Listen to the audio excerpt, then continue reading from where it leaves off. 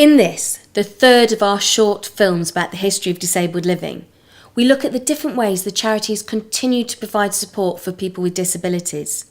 Holidays, trips, socials, support with equipment, training and information sharing are all part of what the charity offers today, activities which are largely rooted in the very early days of the charity. As early as 1905, the Society organised the first, then called, motor trip for crippled children, which started from Albert Square, Manchester, and travelled a distance of 25 miles to Warburton and back, with over 60 children enjoying the 7-hour trip. The motor trips and outings grew in size each year and became a popular event in the city. In 1939, the name of the society changed again to the Cripples Help Society to reflect the growing number of adults they were working with. Many people who they'd met as children were now growing up and requiring support. The Cripples Help Society was instrumental in teaching people with disabilities new skills and occupational training. As well as opportunities for work, the benefits of a good holiday were not overlooked, with 2 convalescence homes opened in North Wales, Tanny Bryn in 1949 for adults and White Heather in 1956 for children. Here are Alan's memories of an early holiday at White Heather.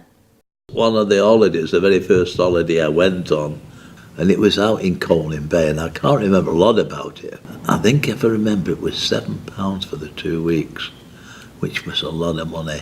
And my mum and dad really saved up, got the money together and let me go. But I've got some happy memories. And again, it was getting yourself dressed, doing everything for yourself, which was really a novelty for me. And my first taste of independence. One of the things they did, they took us down to the local shops. And I got all my pocket money. And I wanted to buy my mum a present. I never bought her anything. She's been the best mum in the world. I saw this little brooch in the shop, and it wasn't expensive, but it took all my pocket money. I was probably 7, and when I gave her, you thought I would give her the crown jewels. She got hold of it, and she cried. And she never let go of it all her life.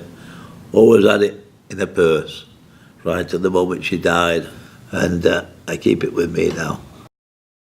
By 1903, the Society was providing equipment to support the needs of people with disabilities, including a loan service for specialist chairs and carriages. So I went to the Cripples Help Society, what was called then, and they hired this wheelchair, the old type canvas ones with small wheels, 6p a week they paid for it. And they had that for many years. It brings back many happy memories because that's the only way I could get out.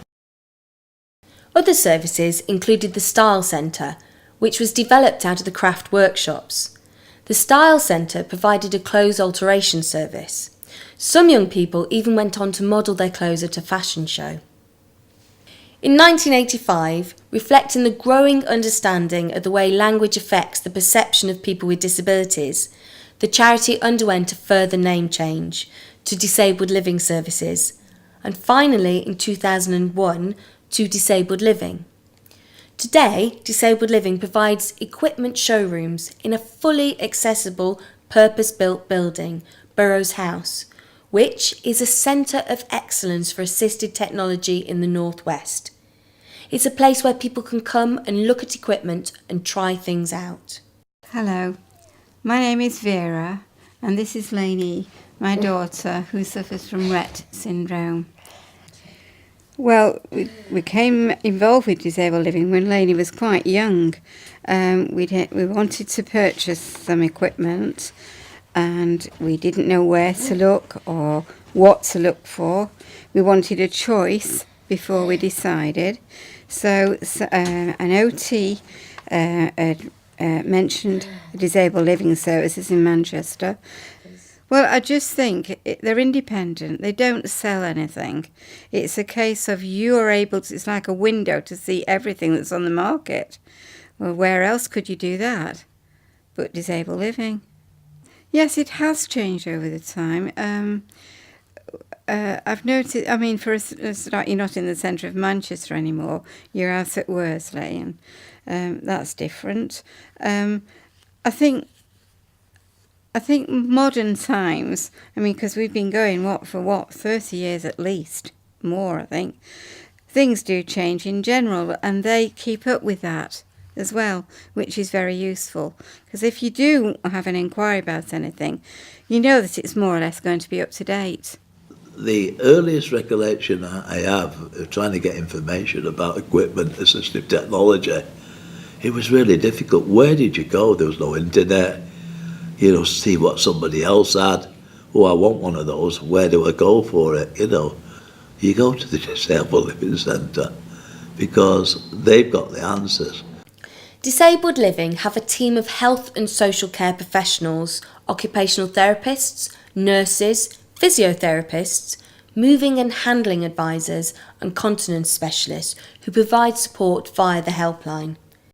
In 2001, the charity established what are now known as Kids to Adult exhibitions, providing 5 events throughout the UK, which are dedicated to providing information, advice about equipment and services for children with disabilities, young adults, their parents, carers and the professionals who support them. Disabled Living has been at the forefront of developing innovative services, and the charity will continue to adapt and develop services accordingly. In December 2009, Disabled Living suffered an extensive fire in their premises caused by an electrical fault. As it happened at night, thankfully no one was hurt, but very little was salvageable. Only 10 filing cabinets, 7 tables and 15 chairs were recovered. Not much to show for a charity with over 100 years of history. One of the things that was lost in the fire was much of the charity's archive. This project, Donkeys to Innovators, is an attempt to restore the archive and expand it with people's stories and memories. So if you would like to find out more about Disabled Living or you have a story to share, please do get in touch via the website or the contact details at the end of this film.